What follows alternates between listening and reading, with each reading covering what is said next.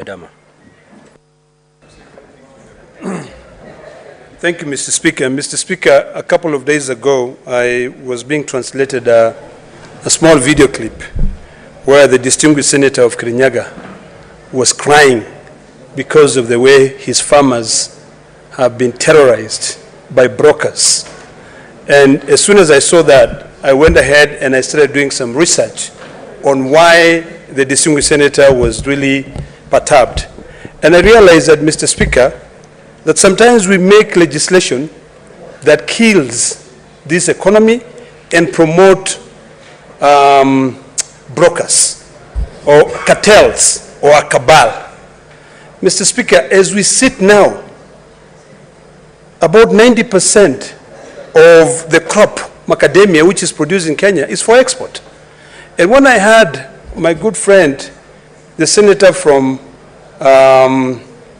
Makueni, Senator Manzo, saying that Kenyans cannot produce and sell directly to the export market, I wonder, what exactly are we doing?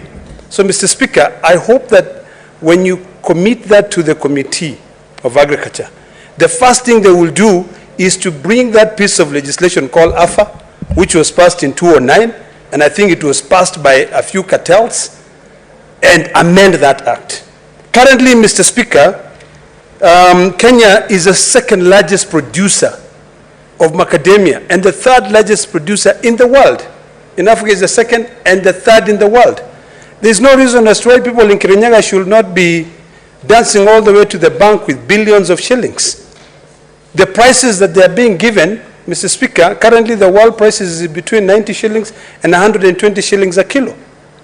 My colleague here was lamenting that the farmers are being given up to 20 shillings a kilo. So I think some of these things are the ones that are killing this economy. So, Mr. Speaker, I would like the committee to explore and carry out a serious survey of how many farmers in all the 47 counties, and particularly the counties in the central region that are growing the macadamia, are actually growing this macadamia. We are talking about increasing value addition. I know my colleague was lamenting because one company in Naivasha, which sells macadamia, sells a small packet for about maybe 1,000 shillings. But I think we need to find a way that even the Ministry of Agriculture can be able to bring these farmers together. The current Cabinet Secretary of Agriculture is a former colleague. He can bring these farmers together and ensure that, number one, those farmers are allowed to export the nuts directly to other countries. I mean, currently, Mr. Speaker, some of us are exporting products without having to seek authority from the Cabinet Secretary. Why should we then, set aside a particular crop just to benefit a cabal? So, Mr. Speaker, this is a fantastic statement, and I fully support it, and I hope that we can be able to help our farmers resolve the problem. Thank you, Mr. Speaker. Senator Murango.